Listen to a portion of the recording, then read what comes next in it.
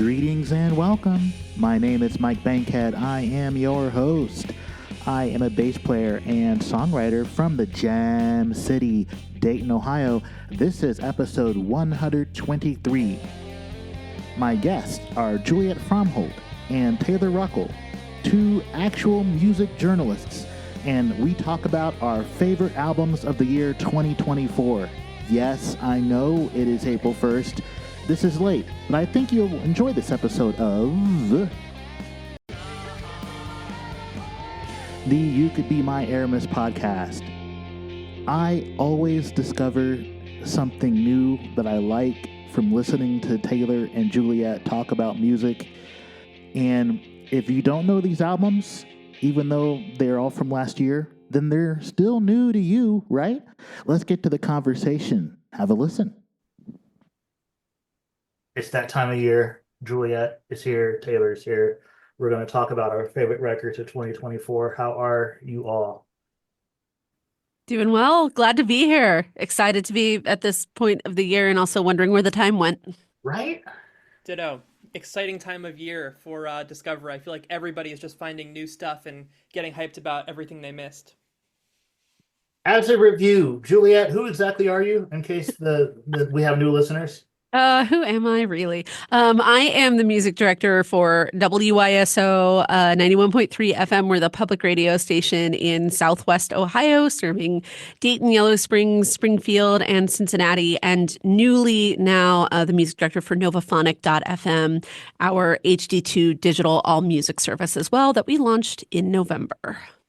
Sounded really well rehearsed. I'm impressed. And Taylor, who are you?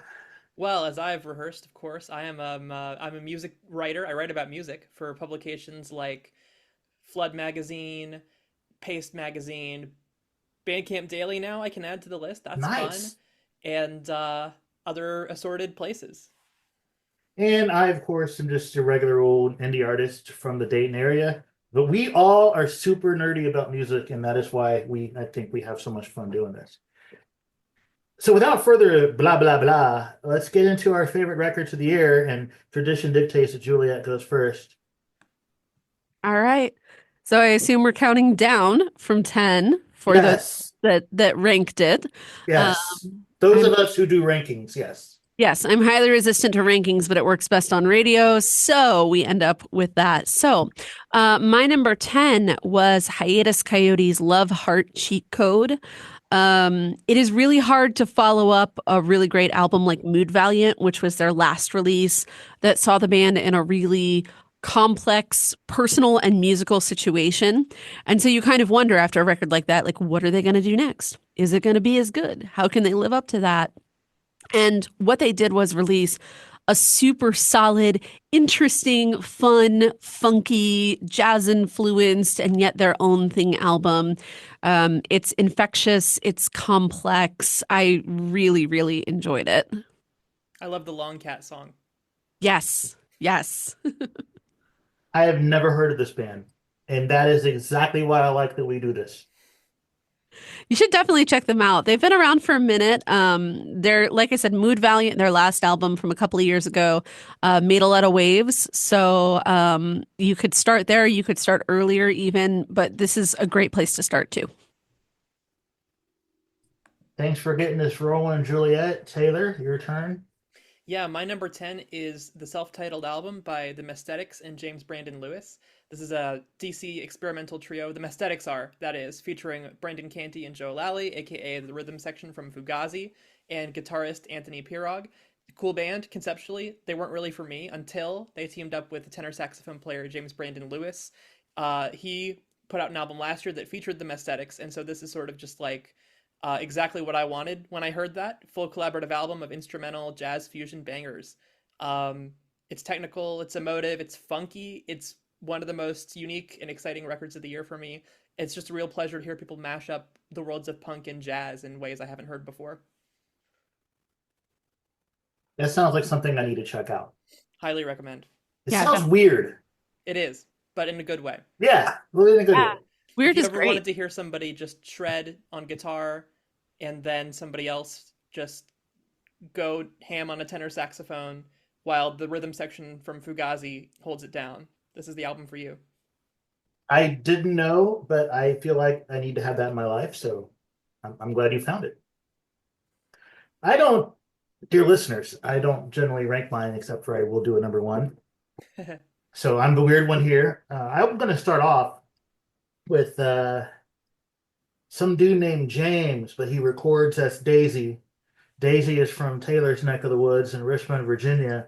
And Daisy put out two 3-song EPs this year. And if you're going to put out a 3-song EP and do it twice, I'm just going to consider them the same thing.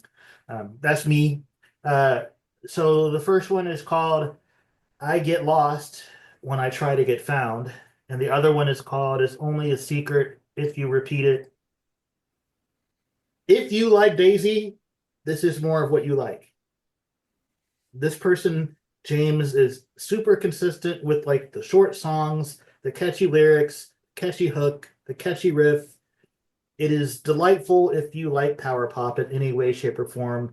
And I hope that Daisy keeps making music because I will keep listening to it. It's basically all I want out of rock and roll these days is this. I mean, there's other things, but like I listen to a Daisy record, I'm like, yep, that's what I wanted today. So Completely forgot to mention in my intro that I am from Northern Virginia and they're from Richmond, which is it should be an hour and a half from here, but 95 means it's going to be 3 hours no matter when you leave. So that's the situation. all right, next. All right. My number 9 is Pixelated Lithiums, the debut album by Dayton's own Turbo Slacker. Now, I always go back and forth every year about whether to include local folks or not. And Do yeah, I typically do when, an album is kind of signifying an exceptional like level up for musician. In this case, wow. These guys really knocked it out of the park. Turbo Slacker combines some familiar Dayton faces like Nathan Peters and Gus Stathis, along with some new faces. And they came on and played on my radio show before they ever played live. It was like their first thing ever. And I was excited about it then. I was like, all right, this is going to be fun. And then when they put the album out, I was like, oh my God, guys, like for a debut album, it's complex, it's interesting. It's all of these players at their absolute best. It's a great rock and roll album. I spent so much time listening to this during the summer right after it came out and just enjoying the heck out of it. I'm so excited for the band to have this level of release for their debut to kind of see what they're doing next as well. I mentioned this in the email when we were talking about this earlier, and I went and saw this band live before the record came out, and I didn't get it, but that might have been due to the venue and not being able to hear what was everything was going on. Because, like you said, Juliet, complex stuff, which considering Nathan's captain of industry background should not surprise us, right? And especially when like Nathan and I have been friends for over 20 years. So I go see his new band and I'm like, I don't really get it. It really kind of bums you when it's someone like you admire and respect. And then I heard the record and I was like, oh, okay, yeah. It's so good. It's so good. Now I want to see them again now that I actually know the songs. Yeah, it's great. It's always exciting to hear somebody do something that is like similar to what you like, but is also different. Like this could have sounded like a Captain record, and I would have been happy because I love Captain of Industry going way back. Yeah. But the fact that it like echoes what I love about Captain, but is also its own thing, like Turbo Slacker is its own thing, is just it's great. And I think that's because I don't think Nathan just writes all these songs himself. I think they have a truly collaborative effort among them. Yeah. And so I'm gonna Taylor's like, I don't know any of these people. This is weird. You dating people. But This so is this is why I tune in is for the local interest. all right, Taylor. All right, yeah, I'm gonna get on that one. My number 9 is Art History by Perennial. This is a trio from New England. I'm pretty sure Connecticut. They call themselves mod punk, which is a very weird specific aesthetic. They described it themselves on Twitter earlier this year, and I kind of have to quote them. The key is to write 5 to 6 songs that sound like the Kinks covering the Blood Brothers, and 5 to 6 songs that sound like the Blood Brothers covering the Kinks. Which, I mean, yeah, that's what you get. It's shouty, it's got very 60s rock riffs, and also breakdowns and also this kind of weird surrealist lyrical sensibility. The album's called Art History. It feels kind of like alternate art history. And it basically, I don't know what else to say about this album except that it rocks. I listen to it when I jog. It's great for that. I saw them at Black Cat this year. It was one of my favorite live sets I saw, and they brought the house down. Just absolutely, just knocking things over, playing the guitar using the ceiling pipes as a slide. Amazing, amazing stuff. Do they put out a record every year? It kind of seems like they have a lot. I don't actually know when they've done that, but I do know that they have several. This is the first time I've heard of them though. I feel like if your band's name is Perennial. I Yep. wasn't even. Sorry, I I was can't believe making a bad I joke. can't believe I wasn't following you. That's on me. That was well played. I like dad jokes when they have to do with rock and roll. Do either of you are either of you familiar with the Sheila Divine? By name only. Not at all. Good. I like this. I like introducing you guys to something you don't know because you both listen to so much more music than me. The Sheila Divine is a delightful rock and roll band from Boston who I actually saw, oh dear God, like around the turn of the century, a couple times on tour, and then they disappeared.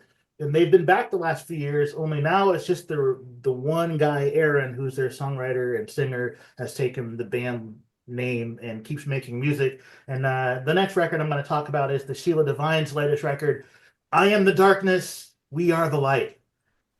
If you like interesting lyrics and catchy songs, I mean, I feel like I kind of have a thing when it comes to music. Y'all can probably catchy songs, interesting lyrics.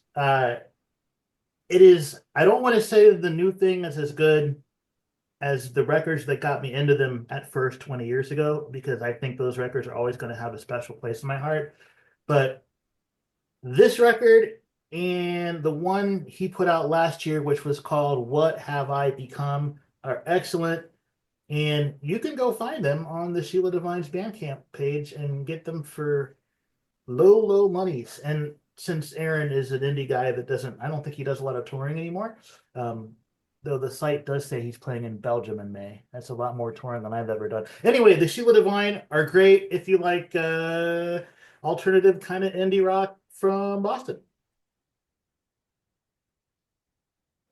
Sold. Yeah, definitely. Juliet. All right. So I feel like we're kind of like in a little theme here, which is rocking out a little bit. And my number 8 is definitely along those lines. Fontaine's DC's latest album, Romance. This is the 4th album from this Irish band. Their last one was definitely more like in the post-punky realm, and this one is just like leaning into like British and Euro rock from like the late 90s and early 2000s. And the thing about this was they had a really long single run up. And when the first couple of singles came out, I was kind of like, this is really good, but like, are they going to like fully commit to like this sound? And can they really rock out this hard? And then I saw them live and I was like, oh man, they can really rock out this hard. This is amazing. Like, it's so great to see a young band, a relatively young band and still a relatively new band, even though they're on their 4th album, just like lean into like some solid rock and roll. They are so fun. The album is fun. They're fun on stage. It's just a great rock out album. I am so glad this was on one of our lists because I love this record. I was somebody who really, I really stumped hard for their last one. And so I was really hesitant when this album came out and I saw how much praise it was getting. I was like, but I invested so much in the last one being great. I don't know if you ever had that experience. So then I finally listened to it and like, obviously, yeah, it's so good. There's so many great songs on this one. I love Starburster, is that the name of it? Great Yeah. song title, great song.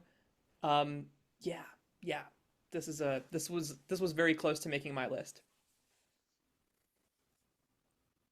And I'm up next. So, my number 8 is a record called Acadia by Yasmin Williams, another artist from my neck of the woods, although this was kind of an accident discovering her for me. Yasmin Williams is from Alexandria, Virginia. She's an instrumental guitarist who makes these just absolutely gorgeous fingerstyle and lap tapping songs. This is her third album, and I have to shout out Ted Davis, who interviewed her for Stereo Gum, which was my first introduction to her. And but when this album came along and I got into it in the fall, I found it just to be a really grounding, really centering kind of album. This phenomenon where she's playing very technical music and with such poise and such precision that it ends up feeling very gentle, even though it's so rigorous to play and got to be so physically intensive. I think just being able to tap into that feeling, listening to somebody who's that in control of their art, was really comforting to me for whatever reason. This record was in my heavy rotation most of the fall. Really pleasant surprise. I don't usually get into this kind of, uh, I don't know, folk Americana type music, but I really, really got a lot out of it. That's another artist that I'm not familiar with. So you're like totally bringing it today. I'm excited about that one because it sounds like some parallels from another one later on my list. My next one is a band from Manchester, not Oasis. This one. Oh, you probably can't see because I have the fuzz on the camera. Elbow, Audio Vertigo. Elbow is one of my favorite bands in the world. They can do no wrong. They are not remotely popular in the United States. When they tour their own country in Europe, they sell out like 20,000 cap arenas, and they come here and they'll play like 1,000 cap rooms and usually sell us out, but like not the same level of fame. And that's cool because I feel like those of us who are super big Elbow fans, and that there are a few of us in this country, feel like we have this secret club that not a lot of other Americas are in on. This is their latest album. I think it's their 10th studio album. I really should have looked that up so I could have told you factually. The last record they put out, they lean into their more quiet, delicate side. Lots of introspection. They're getting old like all of us, so they have more introspective things to say. This one, they brought some of their more rocking elements back. Their bass player, whose name is Pete, who's my favorite member of the band, probably because I also play bass, does really excellent work on this record.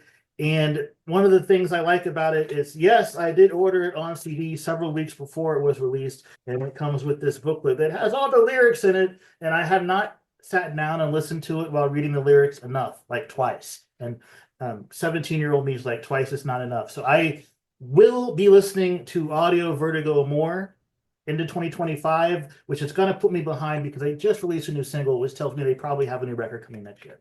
Oh, and they say that even though they make no money touring the United States, that they do plan to tour in the United States next year. So hopefully they don't change their minds on that. I'm glad you included this one on your list because Elbow is a band that every time I listen to them, I like them, but I don't keep up on them the way I should. So this has been a good excuse for me to go check out some of their stuff that I've missed.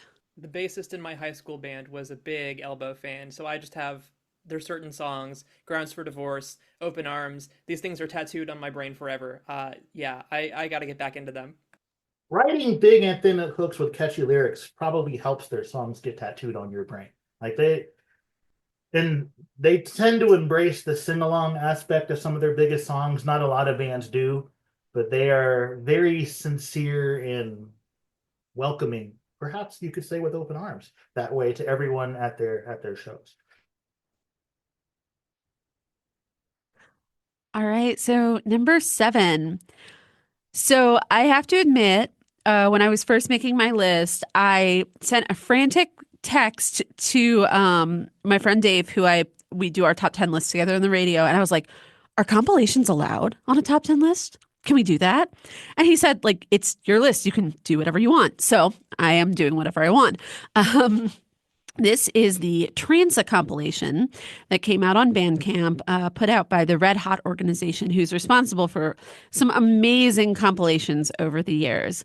It's 46 songs and includes contributions from over 100 musicians, and they're calling it a celebration of the trans community. And the album is designed to bring awareness to trans rights.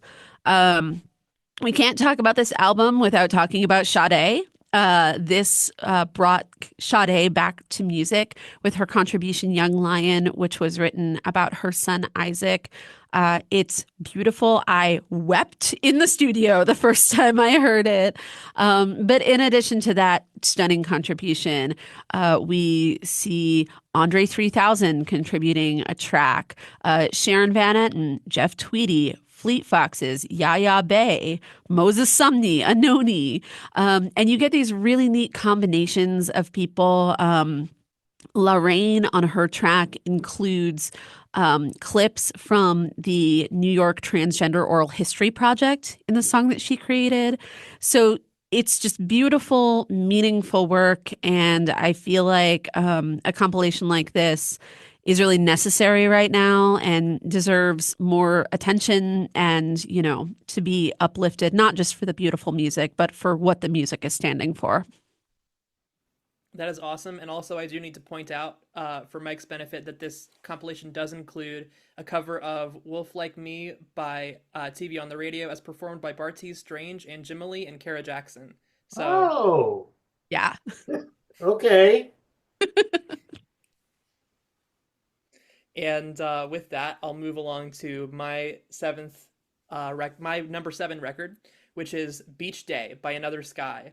And I have a couple of albums this year, a couple indie rock records that really stuck with me just because I've I've appreciated how certain bands are sort of pushing back on the trend in the last few years toward really soft, really quiet, really whispery indie pop and indie rock music.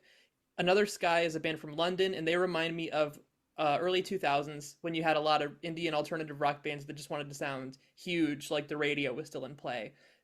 So you get big guitar sounds here, arena-sized choruses. In spirit, I hear a lot of U2 or early Coldplay, not necessarily sounding exactly like that, but just in the kind of irrepressible emotionalism of it. The singer in this band, Katrine Vincent, reminds me a lot of London Grammar. It has that kind of really deep voice, really belts these songs. And yeah, the song Beach Day on this record just has one of my favorite lyrics of the year. She says, serenading a redneck who said it's cute I write riffs, but I'm no Elliott Smith. I said I'll shut up when I'm dead. And she just belts it with such force and determination and feeling. It just really speaks to me, really, really gives me goosebumps every time I hear it. It's one of my favorite musical moments this year. I'm gonna stay on the island since you mentioned a band from the island. But I'm Ooh. gonna talk out about a band from Leeds, not a band from London.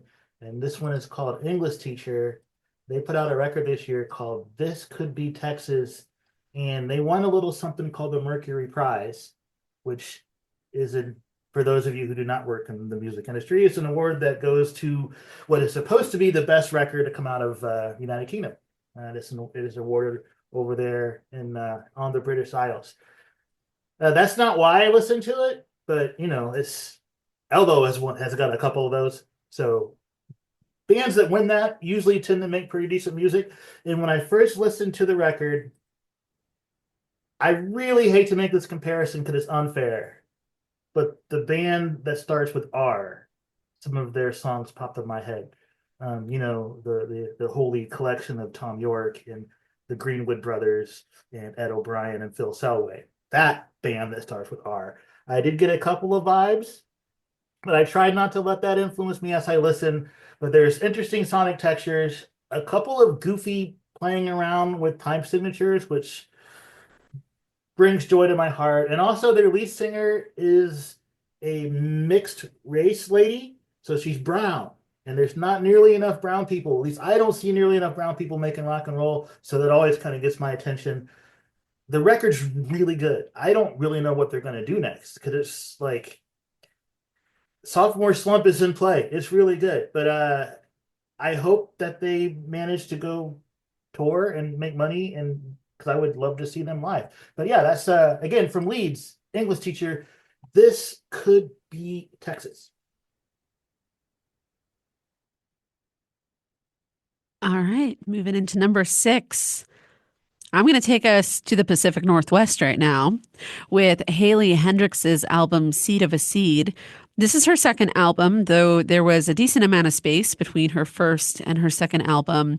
Haley Hendrix plays fingerstyle guitar akin to Leo Kottke or John Fahey. She learned to sing in church, and she echoes like, the folk greats, Joni and Joan, but she's also utterly fresh and I think combines, a sort of modern rock and roll sensibility to her folk music. She's simultaneously very classic, but also making me think of the women I loved in the 90s, even, with that Lilith Fair Riot Girl kind of influence.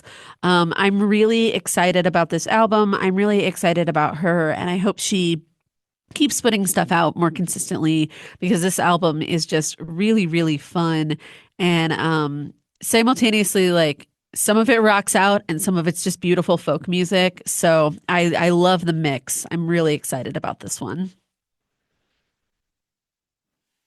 I really loved the first one, so I was very excited to hear about this. I need to get around to it. My number six pick is in a similar vein to the last one. We're going back to the island. And again, we've got a band from London that just aspires to sound way bigger than most other indie rock bands. I'm talking about Prelude to Ecstasy by The Last Dinner Party. This is a band that I guess I don't know. I think of them as an indie rock band. I guess they did sign to Island Records this year, for whatever that's worth. They had an interesting trajectory with critics, very kind of love them or hate them, but I love them because I love Baroque pop. I love Florence and the Machine. I love Arctic Monkeys. I love a band with panache, with big aesthetic aspirations, with hooks and guitar solos. Also, on this record, they're gesturing at questions about gender roles and sexuality and religion and very rich stuff, but they're not but they're a very fun theatrical kind of band, and I think we don't have enough of that right now. So personally, I'm all for it, and I can see myself looking back on this record the same way I now look back at something like Lungs by Florence and the Machine. Just one of these really exciting debut records that's very different from the rest of the scene around them. All right, let's see if I can segue this in two different ways. We're going to go back to the Pacific Northwest. So that links to the record Juliet talked about. Really racking up their freaking flyer miles here. But this band is theatrical in a couple of different ways. I say this because they're a folk band that if you listen to their first record, that's what you would think. But they put out like a prog rock concept record a decade ago, and I'm talking about the Decemberists. They released something this year called As It Ever Was, So It Will Be Again, which is a very Decemberisty sounding record title. So full disclosure, I love this band and I own everything they've ever made as far as records and normal EPs. I don't have like imported stuff on hard copy because I'm old. And I did not realize they put out anything this year until I was working on doing first round voting for the Grammys, as I am a recording Academy member, which means I get a vote for those. And I'm laboring through this massive list of songs, and one of their songs was on the list, and it was in the best rock song category, I believe. But it was the first track on that record, Burial Ground. And when I got to it, I thought to myself, I didn't know they put out a record this year because I had no idea that they had put out a record. And then I listened to the song and I thought to myself, man, whoever wrote Sloop John B is going to sue them because it sounds very much like Sloop John B. Then I thought, oh, it's different enough that they won't get in trouble, right? Did you guys get that feel too? Oh, absolutely. It sounds 100% just like that. Yeah. Totally. Okay. I was like, but the record's good, and I'm glad because the one they put out last, like 3 or 4 years ago, I did not like. It was the first thing they've ever done that I was like, oh, man, I was disappointed and I didn't buy it. And I feel like they're back. Like the lyrics are weird and storytelling and the vocabulary is way bigger than it should be for rock and roll. But they're borrowing from a lot of different sonic textures as they always do. And man, I sound like one of those music writers, but I feel like this one's a return to form. It's a good record. It's a good record. And I don't have it yet, but I shall have it. I'm so glad this was on your list because I completely agree with you. I go way back with Decemberists, and I did not like that last one either. I was so sad about that last one, but this one made me so happy because it really is a return to form for them. I got to see them in support of this album, and it was like classic Decemberists. Colin Malloy deadpanning on stage. This is a song about death and agriculture. It's like, yes, this is what I want from you. Joan in the Garden is a top 10 song for me this year. Just stunning. Just absolutely out of control. Didn't know they could do that kind of song. I mean, It's basically the Tane part, whatever part, because there are 5 parts of the Tane, Yeah, but right? the Tane didn't rock that hard. Come on now. You know it didn't. It It parts was of the, good. It's but like, good. I'm not going to tell you it's but not good. honestly, who's out there doing songs like that now? Yeah. No Because one Right. really. kids these days, I don't want to go kids these days, but no one has the attention span to sit there for 20 minutes and listen to a song, right? All right. So my number five is Gemello from Angelica Garcia. This is her third album. She is the daughter of a former Latin pop star from the 90s who simply went by Angelica, but they have the same name. So it makes the Googling a little tricky sometimes. This album is lush and dreamy. It's great because it is solid indie pop, although it is Spanish language. I am loving that more and more we're getting non-English albums that don't have to be pigeonholed into that world music space. Not that there's anything wrong with that, like I love a good world music album, but there are so many non-English performers and artists who are making beautiful, beautiful pop, great rock and roll, awesome hip hop, et cetera, et cetera. And they're starting to finally find a space in indie music. And I think this album is a great example of that. Would you allow me to take brief issue with your pronunciation Oh, please do. since I'm fluent in Spanish? Yes, please do. Uh, Gemelo. Would you say? Gemelo. Okay, thank Do you. you know what that means? I do not. It means twin, Ah, masculine. So she's talking about he or non-specified gender twin because Spanish is a gendered language. thank you for that. Sorry, it just jumps out of me when, No, I appreciate it, honestly. but I did not know this artist, and I will have to go track that one down. My number five is The Thief Next to Jesus by Ka. This is the final album by Brooklyn rapper Ka, who sadly passed away just a couple months after this record came out. He was known for making concept albums that connected historical and literary settings with his own autobiographical lyrics in really interesting ways. Honor Killed the Samurai being one, using all the imagery and archetypes of samurai stories, or one of his best, maybe my favorite, Orpheus versus the Sirens, which was all based on Greek mythology. This new one, The Thief Next to Jesus, is about faith and religion, the very complicated place it occupies in black culture, and it's built around gospel samples, which is very neat. Ka was known for very quiet vocal delivery and beats that really downplay the drums or sometimes leave them out altogether. And so what that does is it really just highlights what a powerful orator he was. And most of the time, he set the rhythm on a track with just his voice, which is really unique and powerful and unreplaceable.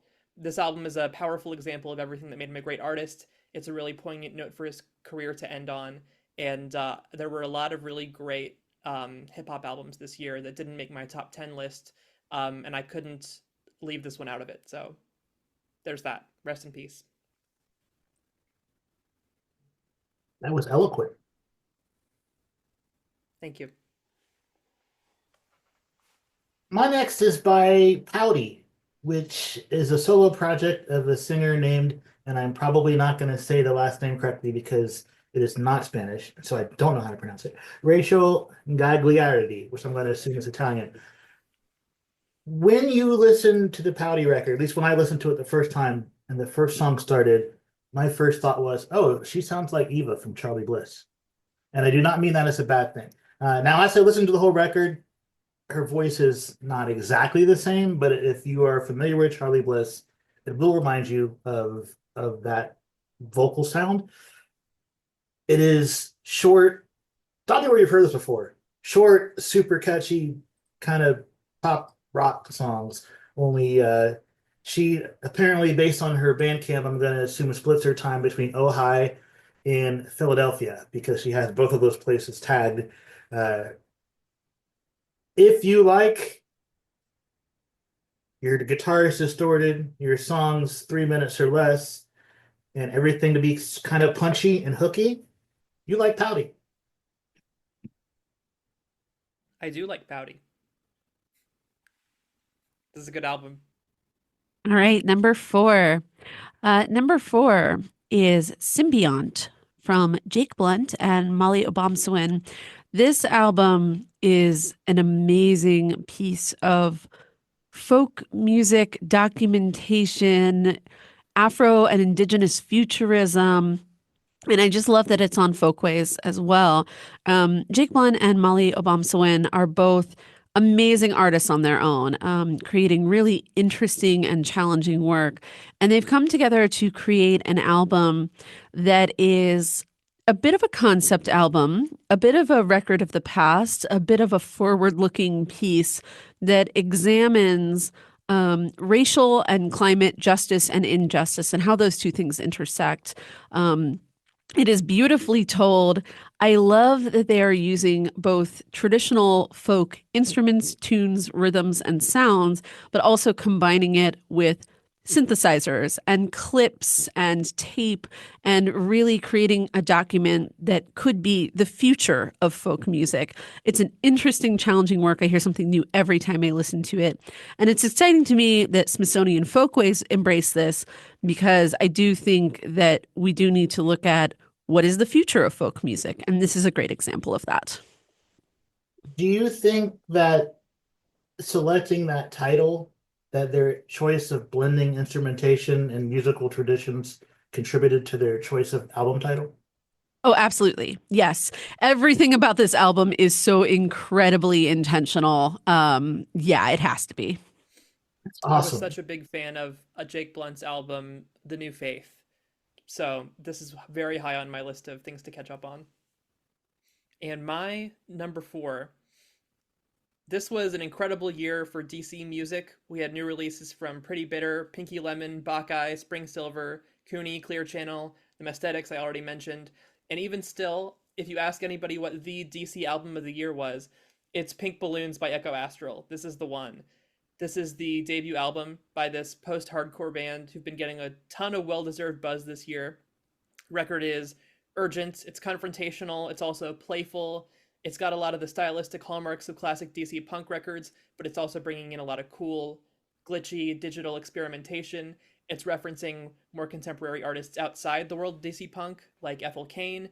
It's one of the best, lyrically, one of the best representations of all the challenges and dissonances of working and living your everyday life in a city like this, which is also the heart of a violent, destructive empire. It's a really incredible body of work. It's a really amazing debut album, and it's one of those bands where this is already the definitive DC punk album of the 2020s. This is the one. This is the one to beat. Nice. You have a long legacy of punk bands in that city, so it's got to be tough, coming along and because wasn't Fugazi from DC, Oh right? yes. So yeah, that can't be the easiest thing to come along and be a punk band in a city that birthed a band like that. My next one is Charlie Bliss. They put out a new record this year called Forever. They had some interesting. It's been a while since we got a record for them, and they've had life changes. Their drummer had a kid. Uh, their lead singer has recently gotten married, but before this record came out, she had gone to Australia and found the love of her life there, and the relationship got serious. And the pandemic thing happened, and everybody was split, and it was just all really hard, and life was difficult. And of course, they're a very, very successful band, but they all kind of still have normal jobs because of the music industry being as terrible as it is. And they seem like, as far as life is concerned, most of them seem like they're in a good spot and they're super happy. You would not know it through most of these lyrics because, as usual, Eva's lyrics are introspective and there's a lot of relationship and angst stuff going on. But the music is cheery and they think it is the best thing they've ever made. I don't share that opinion, but I'm going to defer to them. They're the artist. They're really proud of it. They should be. It's a really good record. And they like to make fun of some of the media people or some people that are like, where are all their guitars? They've gone like synth pop and stuff. And it's kind of funny because there's a lot of weird sounds on this that sound like synth. And they say that they actually made most of them with guitars, just through cool pedals and stuff. And this does translate live. They did a tour this year. I didn't get a chance to catch them on this one. But these songs do work live. And the next time they go out, I can't wait to go see them. But if you like Charlie Bliss and the way they approach songwriting, you will like this record. Some of these songs really pack an emotional punch. So maybe don't listen to it if you're feeling super delicate, or at least if you are, don't like read the lyrics along with it, and then maybe you won't get what she's saying. But yeah, Forever's a good record. Everybody who likes really good songwriting should go check it out. I've always been a fan of the way Charlie Bliss does the thing where they sound real cheery and then you listen closer and you're like, oh, oh, oh. All right. So for my number 3, I chose Malagria from Reina Tropical. This album almost didn't happen. Fabi Reina and Sumo Diaz started making music together in 2016. They released a couple of EPs. And as they started to work on their proper debut album, Sumo died unexpectedly in an accident. And Reina really wasn't sure if she was going to keep working on this. She put it aside for a while and then decided to really use the creative process of this album as a way to channel and deal with her grief at losing her musical partner. The result is a beautiful album where Sumo is very, very present. His beats and instrumentations are there, as well as interspersed with the songs are these little moments and outtakes from them together in the studio. So individual songs are very lively, very exciting, very interesting. They work well on radio, but listened to as an album, you're getting this document of this very close creative relationship in a way that's very poignant and very lovely. This band is amazing live. Their slogan is Afro Mexico and queer love, and so they really try to embody both life as mixed race people as well as queer people, and I love their spirit. I love their performance, and this album is great. It's one that I knew right away. I was like, oh, this is going to be on my list this year. I love this so much. I've never heard of this artist, but the album title is a cool little Spanish play on words. Did you catch it? Yeah. It's like sadness or hurt and happiness. Yeah. So alegría means happiness or joy. There's more than one way to say that in Spanish, but that's one of them. But it starts with mal, and mal is bad. So literally bad penis, I guess, if you're, no, that doesn't sound right in English. I'm trying to find a way to portmanteau that in English, and it just doesn't work the same way because languages are different. But like bad happiness, but mashed together. So when you mentioned that someone in the band had passed away, that totally makes sense. I can't wait to hear it. My number 3 is a little album called Everything is Love and Death by Oceanator. And Mike, how much do we need to talk about Oceanator? How many times do we have to reiterate that? First of all, I'm a bad fan. I did not listen to this album this year. Oh, you're gonna I, be I hope that Elise, if she ever finds out, forgives me. you're in for a treat, is all I'll say I about love that. Oceanator. You know this. I know. She's the greatest. She's, for those who don't know, an indie rock singer-songwriter based in New York. And as of this album, I'm kind of putting her in the same category as someone like Marissa Paternoster from Screaming Females, who is a great guitarist and a really consistent songwriter who just delivers super strong garage rock records every couple years, one after another. This one might be my favorite one. It's that good. Everything is just a little bit punchier and more confident than on the last record. I will say the song Lullaby is a contender for my song of the year, just for how she belts it. It's not typical of her records for her to belt something like that. She usually sings closer to a speaking voice, and here she's just going for it. It's really, really exciting. I saw her do it live at Comet Ping Pong, and that was a highlight of my year in live music. Just the energy of it. So jealous. I shame on me for not getting to that record this year, but I will because I think Oceanator is another one of those acts that I think can do no wrong. Yeah, I'm with you on that. This album is further proof.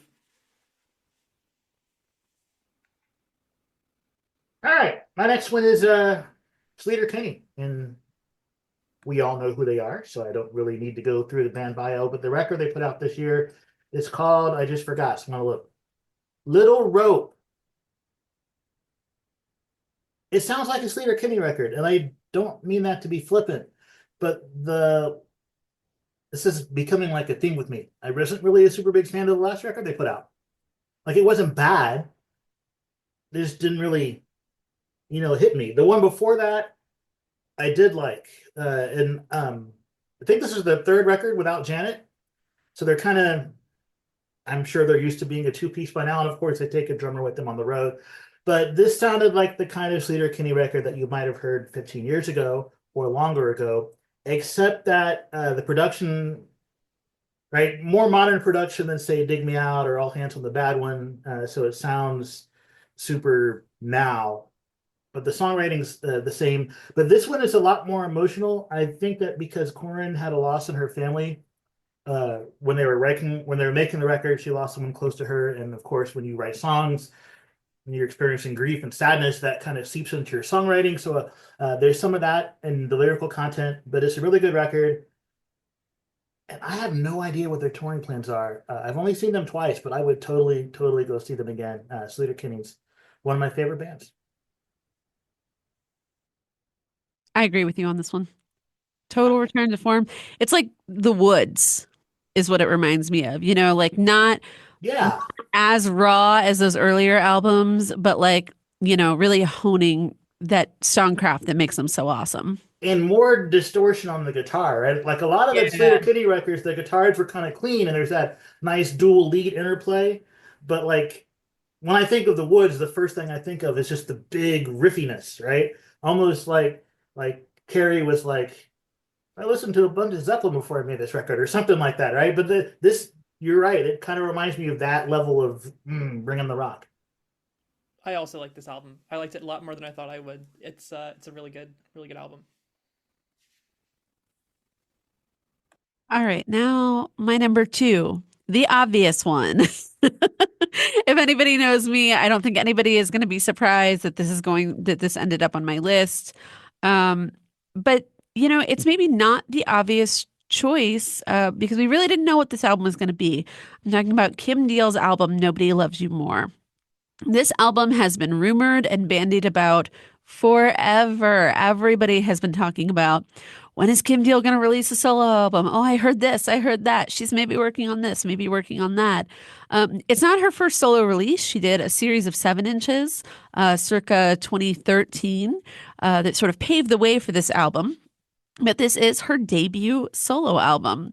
And that's tricky when you've got a seminal, I would argue a rock icon. Like, what's a solo album going to sound like? What I love about this album is that it sounds like Kim Deal. It's musically complex, it's interesting, it's lush and slightly off kilter, but it doesn't sound like a Breeders record. It's great. It really brings out some things in her music that I didn't expect. There are a lot of surprises on this album. If you had told me going into this that she was going to have a horn section on several of the songs, I would have been like, I don't know about that. But it works beautifully. She explores a lot of different styles on this record too. It's really an awesome release. Totally worth the wait. It's one I think people are going to be talking about for a long time, and it's one that I hear something new anytime I listen. I'm observing new things in the songs and in the production. We didn't have the recording on when we talked about her being a guest in your radio show, did we? No, I don't think we did. That was right at the start. Yes. You want to talk about that? Because we can, tell people to go check that out. Yeah, absolutely. I did get the opportunity to interview Kim 2 weeks ago. We just aired it on WYSO, and it's available on our website, wyso.org. I will say there was a very deliberate effort made with this album to include Dayton, Ohio in this. We got the first sort of leak about the release. YSO was able to debut one of the songs, like first in the country. So I really appreciate that just from a hometown perspective.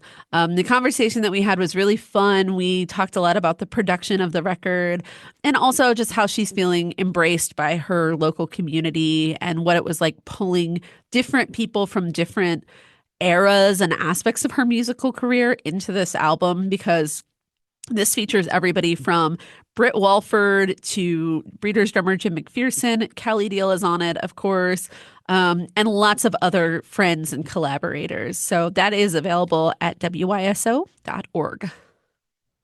I should mention that Steve Albini did most of the engineering work on this, and since he died recently, his among his final projects. And I also kind of want to mention the last track on that album. Did you notice, Juliet, who engineered that last track? Mike Montgomery. Patrick Himes, your Oh, friend that of was the mine. Patrick Himes. Okay, because Mike Montgomery down at Candyland did some of Yes. it too. And Yes, I and feel Patrick like, did some of it. didn't Kelly make a record with him? What was With that band called? Mike Montgomery down there R somewhere. Ring. Yeah, Ring, they yes. have a band together. Yeah, Kelly and Mike. I Hmm. might have the song wrong. I'll have to, I don't actually have a hard copy. I need to get a hard copy. But yeah, Patrick, your friend and mine, local bass Yes, engineer Patrick Himes, did work on this record. And I wasn't, when he started working on it, I wasn't allowed to tell anyone because it wasn't out yet. But he was so excited to kind of be working, quote, with Steve Albini, even though it was remotely, right? But that's pretty cool. I've only listened to like half of it. I need to get a hard copy. Also, she's kicking off her tour in her hometown. in Dayton, Ohio. Yeah. It's a I also really like this album. Thursday, February 20th. See, Yeah. everyone's heard of it but me. I haven't heard the whole thing. This is the universe telling me listen to the entire thing, not just half of it. Yeah, yeah, exactly. You gotta get through it. My number two, we're on round number two. We're really getting close to the end here. My number two album is It's Sorted by Cheekface. This is their fourth album, and I just never get tired of them. Cheekface, of course. I'm sure I've talked about them on your podcast before, Mike. Quirky, talk singy band from LA. Kind of hard to describe, but I kind of think of them like as if the band Dry Cleaning was fun to listen to, was jokey, was a good time. They're a very singular thing, kind of drawing on a lot of power pop melodies, post punk social commentary through the lens of very goofy, tongue in cheek one liners, commenting on the inherent weirdness of being a person in the world with other people. Just just some great one lines on this record that are delivered so cheerfully and that makes them so just funny and sticky. Just things like things you hear every day in everyday life, just sort of plucked out of the air. Hey, buddy, this is private property. We found your social security number on the dark web. Just these kinds of sayings. It's hard to talk about this band also because their records are all basically the same, and yet they keep finding new ways to iterate on this formula nobody else is really doing. New chants, new grooves, new choruses, new observations, and I'm still not tired of it, so I have no choice but to keep listing them every year. You do mention them pretty much every time we have one of our quarterly chats. For some Yep, reason, they end up in your list. they really have the scheduling down to a science. They're dropping singles again, so I fully expect to be talking about them this time next year. Outstanding. My penultimate choice is from the finest city in the Midwest, our neighbors over in Chicago. This band is called Frico. I think it shouldn't be Frico because it's Friko. So I'm going to say Frico. The record is called Where We've Been, Where We Go From Here. And I realize that I'm sounding like a dead horse and a mutilated drum, but they're a power pop band. Hooky, catchy, punchy songs. Though there is like a soft little piano ballad on here, but it's I wish I remembered who told me about this band because I did not discover them on my own. Somebody said, go listen to this, and I liked it, and I would like to give them credit, but I don't remember who it is. But Chicago's Freako is great. And this album is not super long, only 9 tracks. So if your attention span is short, just go spend the whole thing. I got to that one super late, so I haven't spent enough time with it, but I really like it.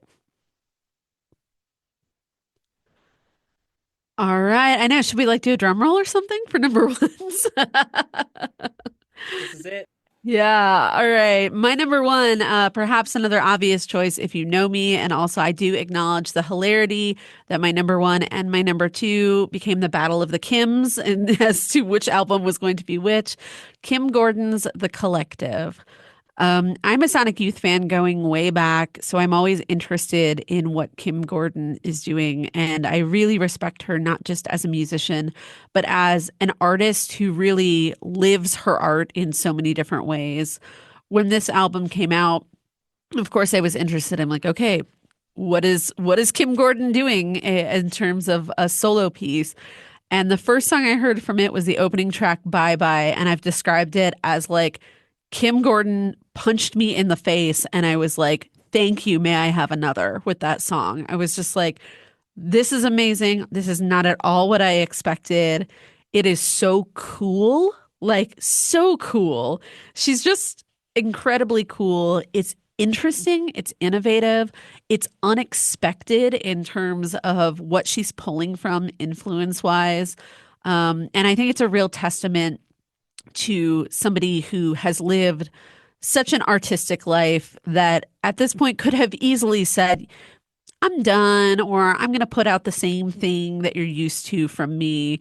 The fact that she continues to innovate and to create interesting, challenging work is so exciting and inspiring to me. Yeah, this album rules. I didn't hear this one, and I was not a big Sonic Youth fan, and that's probably because I didn't get it, and because I discovered them way late. But I will listen to this because Juliet said so. It's not a prerequisite. I'm a casual appreciator of Sonic Youth at best, but this record still really got me. Still, I Yeah. think is really cool. And with that, my number one, I want to take a moment to point out that we've also gotten through almost 30 records and nobody has brought up MJ Lenderman, which is fascinating. I like that album a lot. Didn't make my list, but it seems like it makes everybody's at some point, anytime you have three or more people compiling lists. Anyway, my number one is an album called Utopia Now by an artist called Rosie Tucker, which occupies a very similar space in my music listening as Cheekface does, honestly. I kind of think, in terms of seriousness, it's just in between Echo Astral on the one side and Cheekface on the other. We're right in this Goldilocks zone of humor and seriousness, all of which are part of all three of these bands. Rosie Tucker is a non-binary singer-songwriter from LA. This is their fifth album. The first one I've heard, unfortunately. I got some homework to do. But Utopia Now is a great collection of just very catchy, emo-adjacent indie rock songs about the kind of, Amazon Web Services powered world we live in, where you can't use a light bulb without downloading an app that harvests your personal data. And this is the rare kind of album that really, really adeptly fuses lyrics about relationships and self-actualization with lyrics about the world and what it's like living on Earth in 2024. The chorus on the title track goes, I can't relax, but I'm good for other things. And all I want is you. All I want is you. All I want is utopia now. It's so clever and fun and resonant and catchy. And it was a real surprise for me to just have this kind of come out of nowhere and just land right at the top of my list. I'm going to turn it back on you. This album rules. I was Yeah. really excited that this was on. Yeah. I don't know it, but I will. It's excellent. It's See, so this is very why I'm good. glad we do this. My favorite album this year is another power pop album. I Have a Lane, it would appear. It is by a band who is fantastically named Liquid Mike. I just feel like any band with the word Mike in it is tasteful. The record is called Paul Bunyan Slingshot. They are fellow Midwesterners, but from just north of us in England. So let me tell you about this record. 12 tracks. The longest one is 2 minutes and 46 seconds. That's some Bob Pollard stuff right there. It is. They have one at 34 seconds. So there is definitely some Bob Pollard stuff going on here. It is basically, if you like Daisy, go listen to this. If you like Fountains of Wayne, go listen to this. If you like Bob Pollard at his hookiest, go listen to this. Someone on like a Discord channel that I follow mentioned this, and I went and listened to it, not expecting anything. And then like 30 minutes later, I was like, how's it over already? That was really good. They're great. I don't know anything about them. Like, this is one of those things I found it on Bandcamp. I don't know anything about this band. I don't know their history. I just know they're from Michigan. I really should probably do some homework and learn about them because I would go see them. the lead singer, used to work at the post office, but had to quit his job to go on tour with the Wonder Years and the Menzingers. And I know that because he told me that story when I was in the audience, seeing them open for the Wonder Years and the Menzingers. So Well, that's cool. Well, you've seen them. Tell me about what they're like live. great. I liked them live more than I liked the record, and I liked the record quite a bit. But yeah, live they had a trumpet player on stage with them, which was Oh, super cool. Not what I expected hearing the album. Yeah, very fun opening act, and that was a great night. I'm jealous. I'd go see them in a heartbeat. I love the record. Hey, we made it. And we actually have a few minutes left. So let's go through some honorable mentions if you guys have some that you really liked but didn't get a chance to talk about, Juliet. Let me scroll down here to my honorable mentions. Yeah, so a couple of honorable mentions for me. Niloufer Yanya is my method actor. I loved her last one. I think she just continues to grow as an artist. Really, really solid album. Beth Gibbons, Lives Outgrown, another long-awaited solo release. That one was really exciting. It was, kind of what I had hoped for in a Beth Gibbons solo album. And I'll do one more.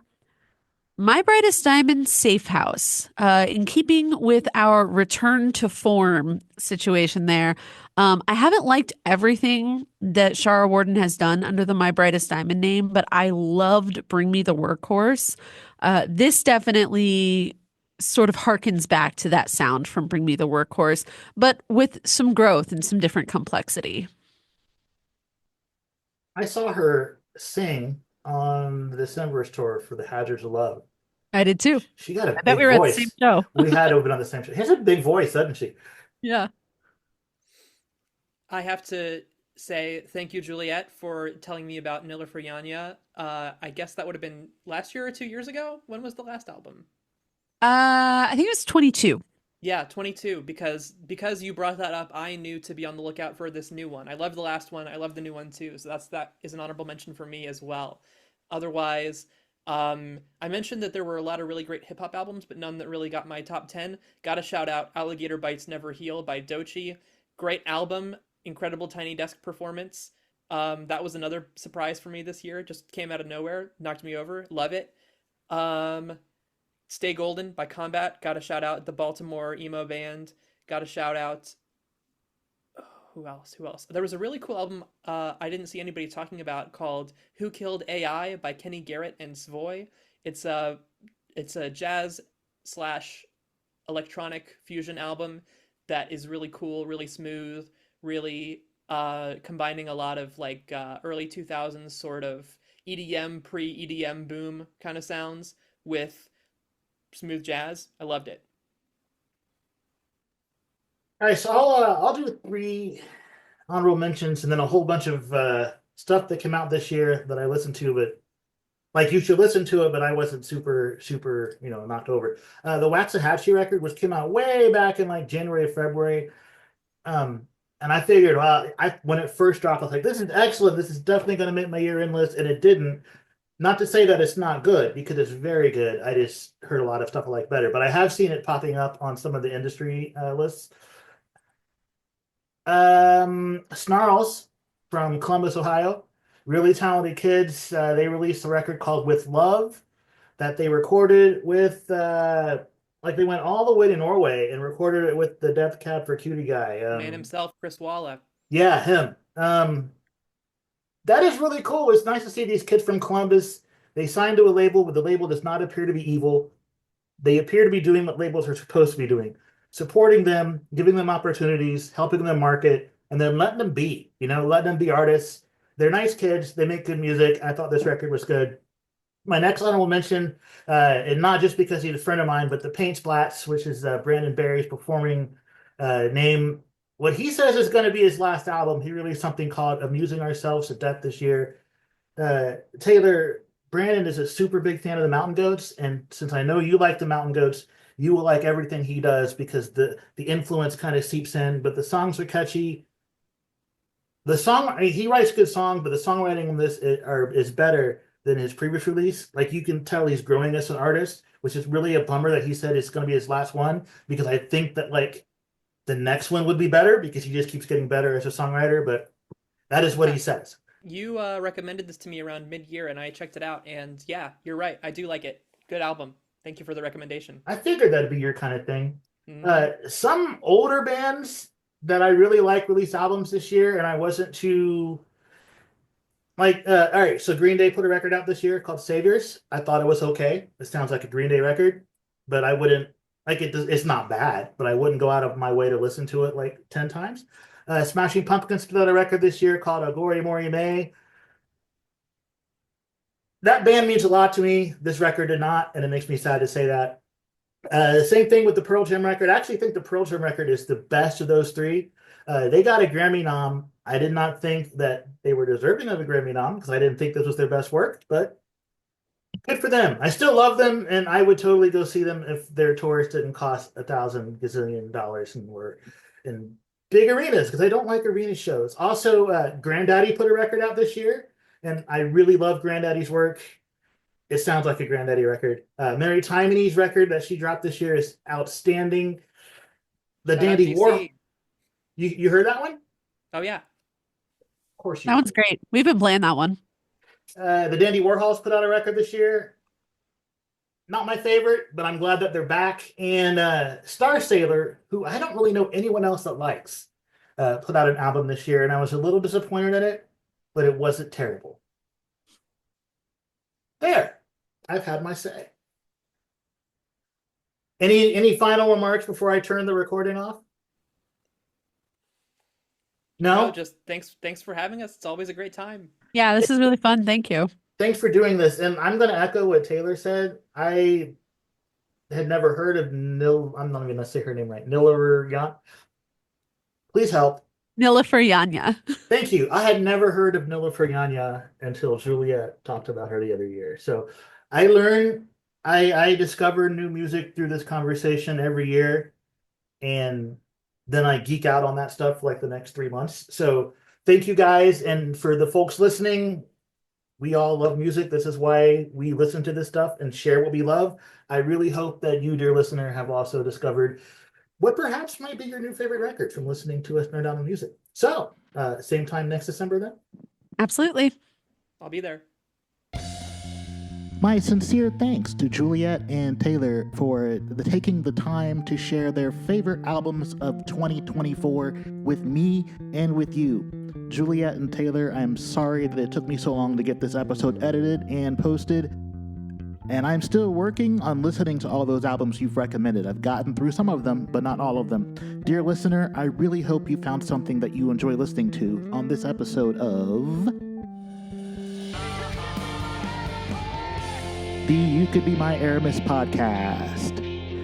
I'll have a conversation with a Dayton musician that I think you'll find interesting on the next episode.